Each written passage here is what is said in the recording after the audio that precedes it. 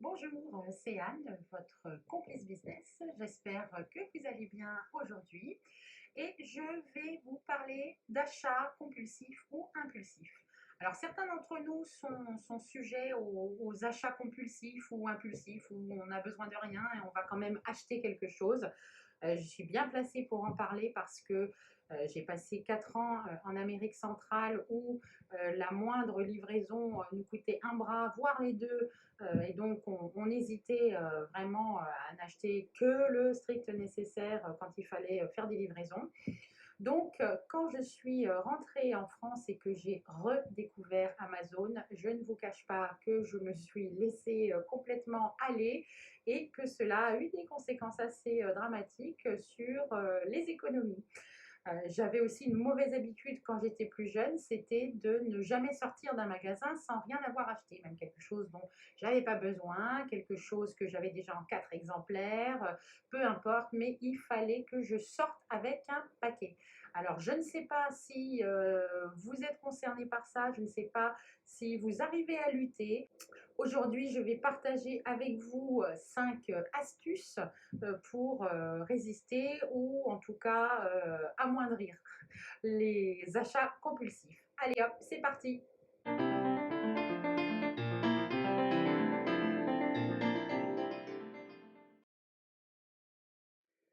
L'astuce numéro un, qui est toute simple, c'est de ne sortir qu'avec du cash. Alors, c'est très simple, c'est vrai, mais c'est frustrant et contraignant parce que quand on est vraiment sujet aux achats impulsifs, n'avoir que de l'argent liquide, ça implique qu'on ne va pas pouvoir assouvir notre petite envie et on va ressortir de n'importe quel magasin complètement frustré parce que on n'aura pas pu céder à la tentation faute de moyens.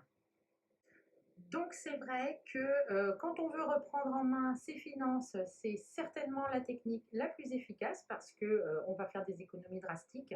Mais si on veut y aller de manière un petit peu plus progressive pour ne quand même pas être trop se frustrer, se stresser, on essaye d'abord l'astuce numéro 4 dont je vous parle un petit peu plus loin.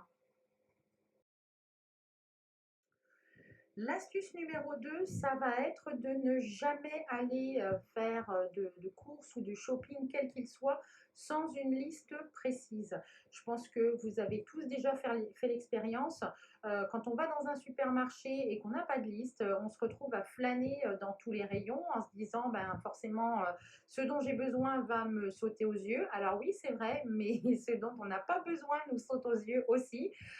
Donc c'est vrai qu'il faut absolument, absolument avoir une liste et n'aller que dans les rayons qui nous concernent.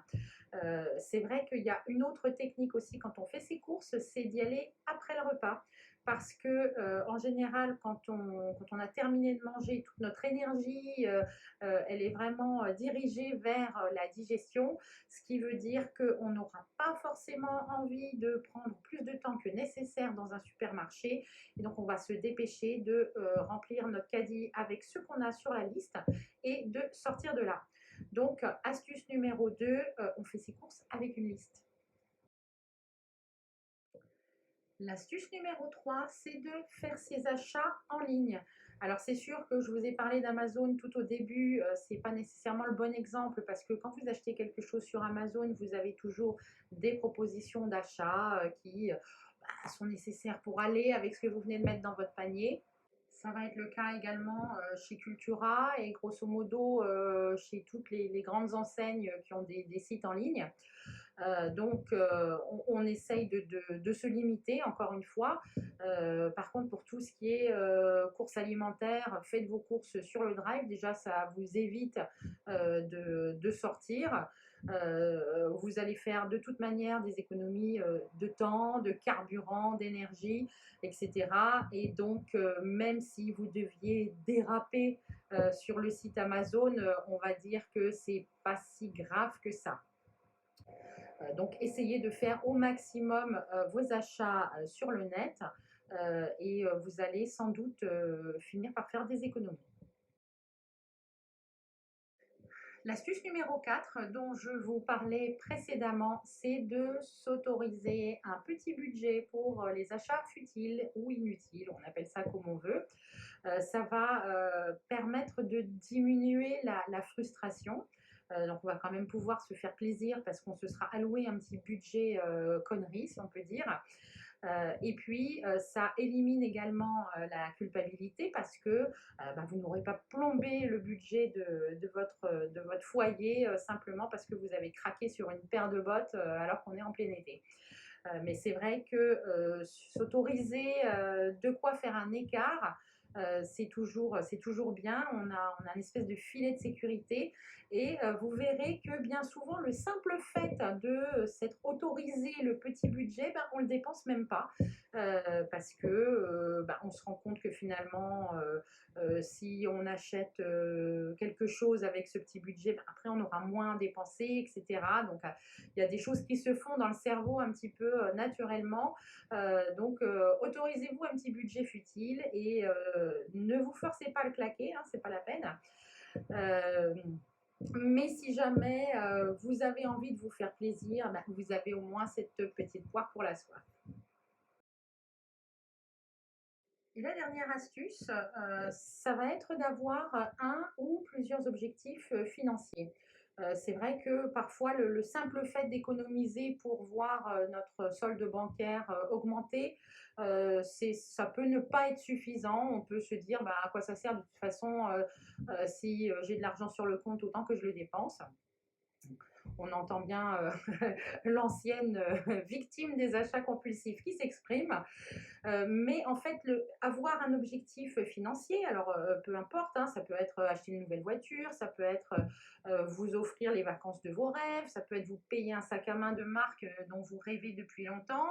Euh, le fait d'avoir un objectif, ça va vous encourager à économiser et ça va rendre l'effort finalement moins difficile parce que vous savez pourquoi.